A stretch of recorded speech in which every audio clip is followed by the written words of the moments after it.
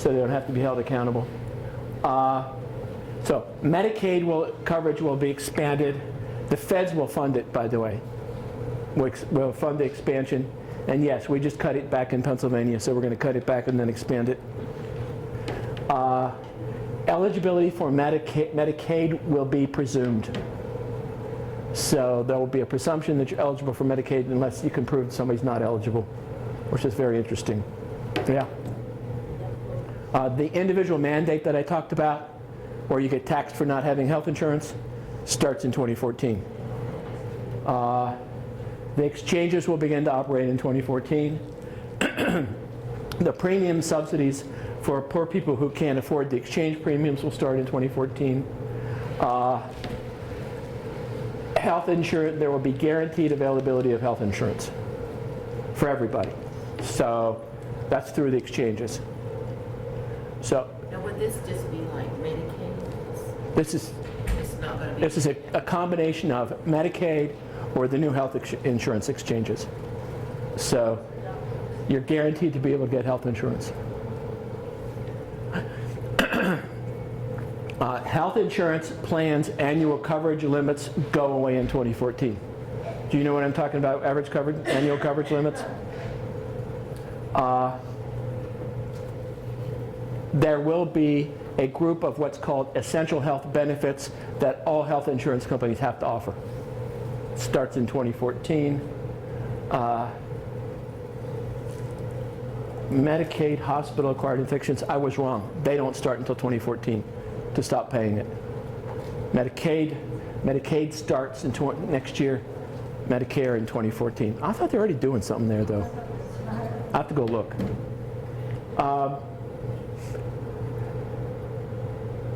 At the present time, health insurance is regulated at the state level. You know this, right? And basically, if you want to offer health insurance, you have to be licensed in each state you offer it. Starting in 2014, health insurance plans are going to be able to sell insurance regionally or nationally without regard to state licensing, which is a big deal. There will be a temporary reinsurance pool that the federal government is going to establish to help the exchanges. So when the exchanges write health insurance coverage, you know, if they blow their limits, they get reinsured. Basic health insurance, their basic health plans are going to be established in 2014, and I'll talk about that in a minute. The employer requirements to carry health insurance or get taxed start in 2014. Medicare Advantage plan loss ratios will kick in 2014. So limits on remember the medical loss ratio I talked about with private insurance companies? It's also going to apply to Medicaid insurance plans, and there's a different limit. Wellness programs will be put into effect in 2014. There is a proposal to tax health insurance benefits. Remember that? Uh-huh. Oh, I'm sorry. Different matter. This is a tax on health insurance plans. So the pharmaceutical firms pay a tax starting next year. The year after that, medical device companies start paying tax. Health insurance companies get a premium tax in 2014. Yeah, there's a lot of taxes buried in this. And they've put together a Medicare advisory board to consider Medicare payment to providers, and it's to deliver its report in 2014. Disproportionate share hospitals, I think the amount that's paid gets paid differently starting in 2014. So if your hospital has got a lot of money tied up in disproportionate share, something's going to happen. Nothing talks about the deductible. Uh-huh. They're going to increase the deductible? They're going to increase the proportion of your income that you cannot deduct based on. In other words, if you're making $100,000 a year, right now you may deduct medical expenses in excess of $6,000. After this, you can't deduct them unless they exceed $9,000. Yeah, am I done? Nope. In 2015, the federal matching funds to pay for a CHIP program increase. By 2016, health insurers can sell insurance policies in any state. Starting in 2018, the union's got a concession on this. If your health insurance plan, family plan, costs more than $24,000 a year, it will be taxed. Starting in 2018. So that's where we are in health reform. Any questions? It's not really reform. Yeah, there's no reform in that, is there? Okay, so you asked me what an exchange was, right? An exchange is, you could sort of look at it in one of two ways. It will be an entity, either governmental or nonprofit. That entity you could sort of consider as establishing a market for health insurance for uninsured people. Be one way to look at it. I mean, the other way you could look at it is that the exchange sort of acts like the referee in having private insurance plans provide insurance to people who don't have health insurance.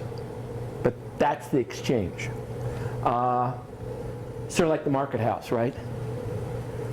Anybody live near New York? They still have it in Lancaster? You got a market? Right? Who owns the market house? The city. Yeah, city Lancaster. William Penn gave money to cities almost 300 years ago on the condition that they establish and maintain a market house forever. So you got one in Lancaster, you got one in New York, got one in Hanover. Well, that's like the exchange. There are two potential roles for the exchange. The law has made it totally vague. On one hand, the exchange could let in any insurance company that wants to write a policy. On the other, the exchange could bid out 3 or 4 companies based on how low they're willing to provide coverage. And what's intended is that each of the exchanges will offer a public or nonprofit plan as well as private commercial plans.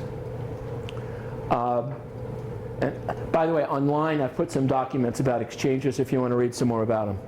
So on the website under content that I showed you, there's some stuff there about the exchanges. There's a document, a 3-page or 4-page document by Kaiser that explains it pretty well. There's a Highmark document on there that's pretty good. And then there's a model act that's promulgated by the NAIC that's on there. The NAIC stuff's a little convoluted. And I tried to read it through, and to be honest, I mean, they've been so political with it, I'm not sure they've said anything in their model act. But it's there if you want to take a look at it. Okay. The states must establish an exchange. That one's very interesting, because what happens if they don't establish an exchange? Well, if a state doesn't offer an exchange, the federal government can come in and put one up, starting in 2014. The exchange must provide insurance to single individuals who want coverage or to shops. A shop is a small business plan. So small businesses are going to be able to go to an exchange to get insurance for their employees as a business. Everybody else has to go there individually.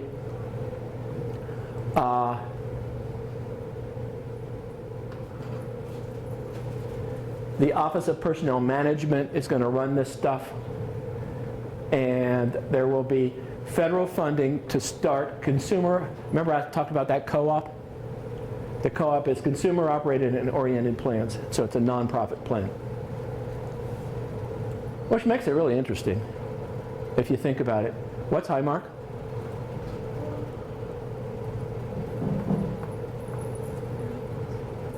What's Blue Cross of California? Well, What's Blue Shield of California? They're nonprofits. Why do they think these nonprofits are going to be any better than the nonprofits we got? I don't know. I'm just simple.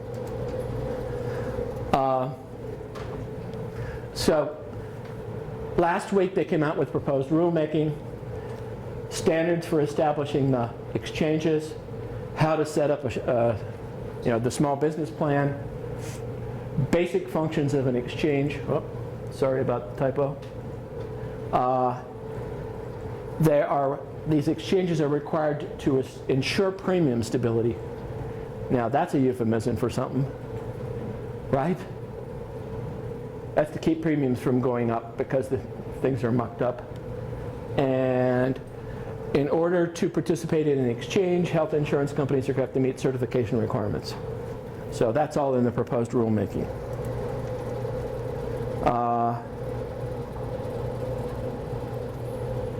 States have to start their exchanges January 2014. They have to have the exchange up and ready to run in January 2013. Why that much, I don't know. If a state doesn't have an exchange in early 2013, the federal government can come in and set one up.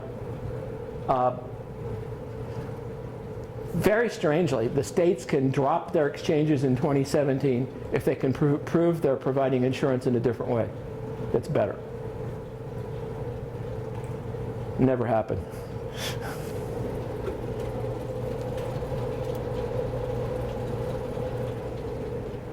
So, in order to access an exchange, you have to be a qualified beneficiary. That means that you have to be a U.S. citizen or a legal immigrant, or you have to be in a small business with 100 or fewer employees. Did I explain to you in the spring that by my way of looking at it, there's 30 million uninsured people in the country right now, and only half will be covered under this? I'm sorry, 50. And only half will be covered under this. There'll still be 25 million people without health insurance in the United States.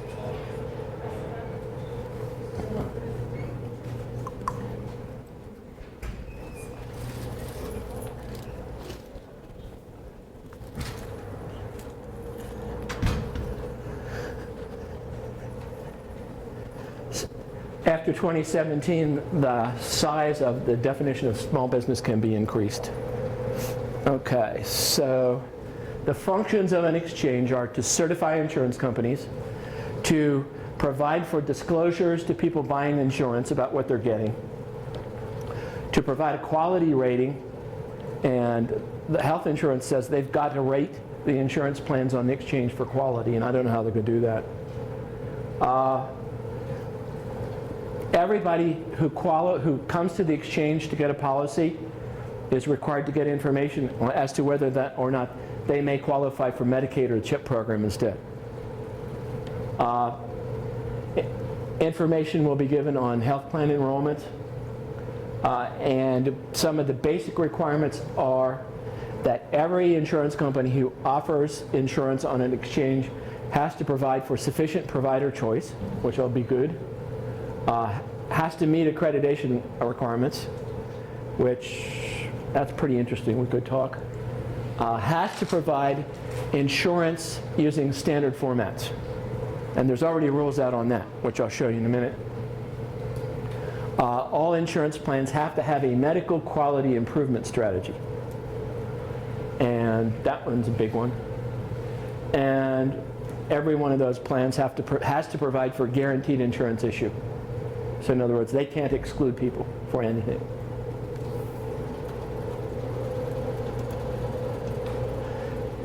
These plans have required benefit packages that are now specified in regulations. Basically, if you're going to offer health insurance on an exchange, you have to provide at least these services.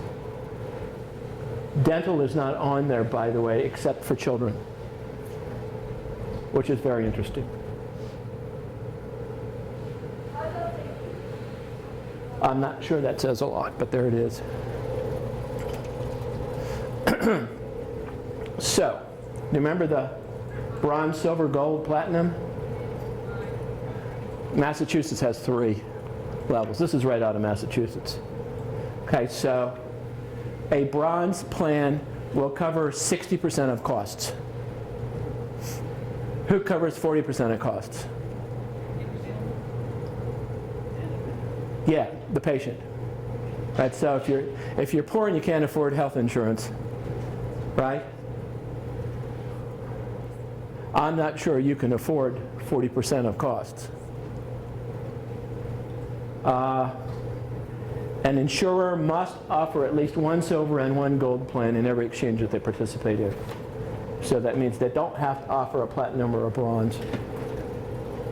And my guess is they won't offer a platinum.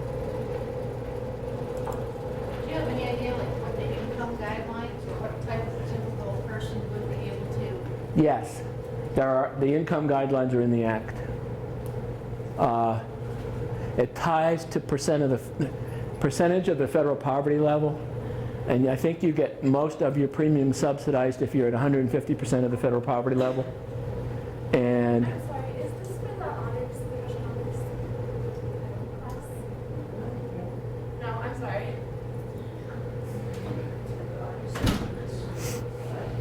maybe we should let them in. Gonna hit them harder than us. I wouldn't want to be 25 or 30 years old in this economy. Yeah.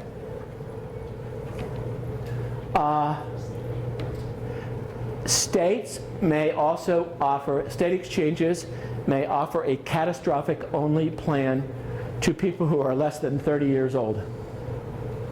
So in other words, it would provide only for care if you had a medical event that cost you more than $10,000 or $20,000.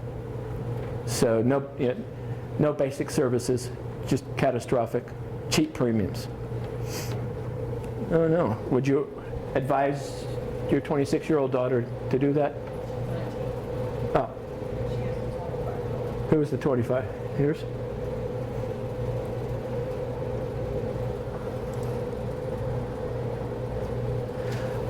Exchanges will be started up with federal funds. They may establish user fees to continue to run. So in other words, the health insurers that are provide insurance on the exchange are going to have to pay the exchange to do it. What do you think of user fees? You think the insurance plans will co-opt the exchanges?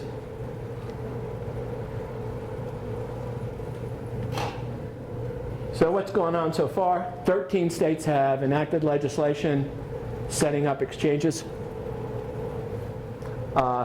16 states affirmatively turned them down. 5 states have legislation pending. And in 12 states, nobody even introduced legislation. Why wouldn't they introduce legislation? Or why would they? 28 states here have either defeated it or didn't introduce it. Why? Yeah, they don't think it's really good. It's not very good.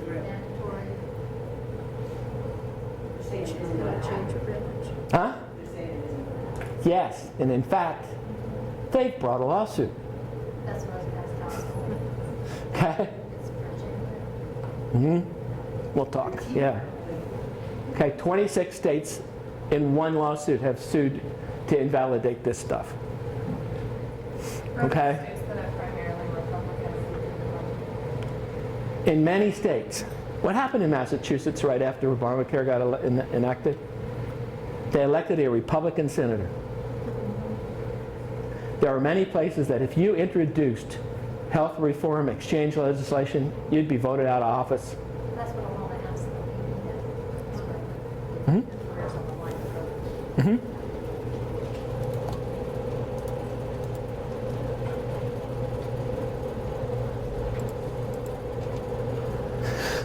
So, the black ones introduced it. The blue ones, darker blue ones, passed it. The lighter blue ones, these guys, Didn't pass it. I'm sorry. Introduced for 2011, the dark ones.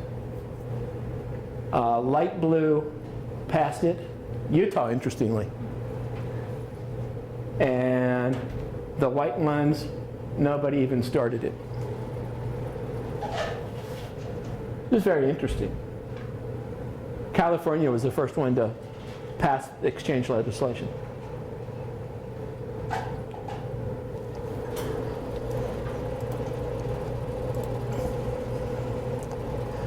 So,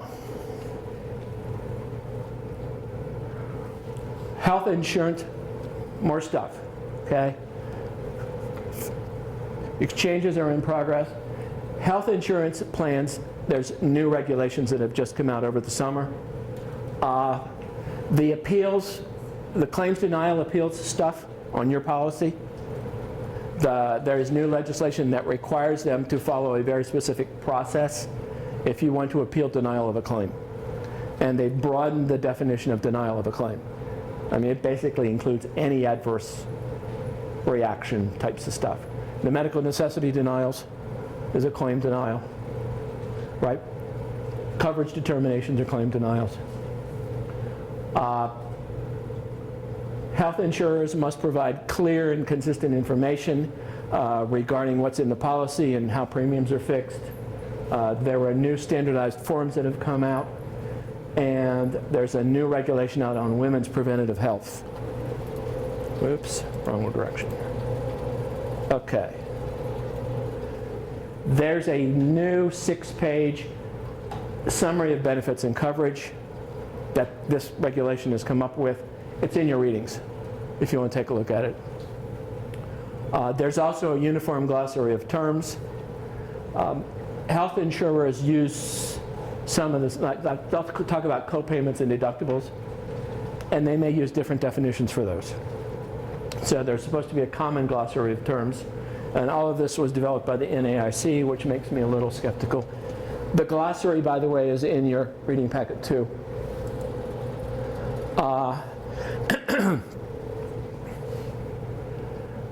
The forms are designed to provide, and health exchanges must provide, standard health plan benefit comparisons. The insurers are required to provide the basic information for it. If you are shopping for coverage, or during your insurance renewal time, or if you request, they've got to give you standard information about the health insurance that they're giving you. So standard form. Also, this stuff gives coverage examples. They're required to say that they do not cover. Yes. Yes. Take a look at that stuff. It's, you know, I'm not sure it's going to be helpful, but maybe I'm just cynical. They're trying.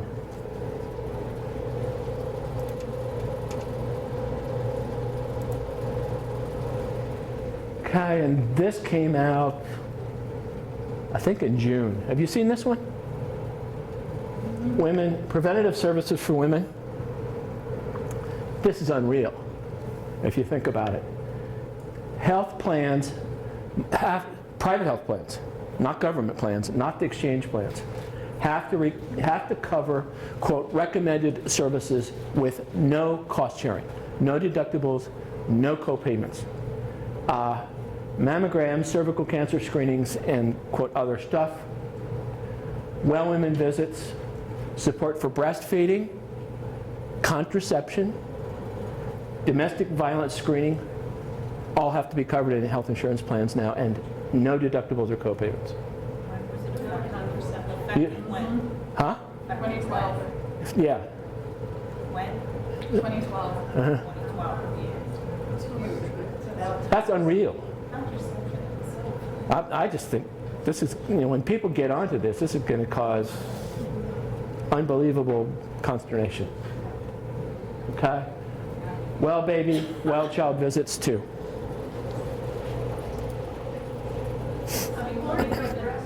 Huh? Who's that support for breastfeeding equipment? Is that Yeah. breast pumps? Uh-huh.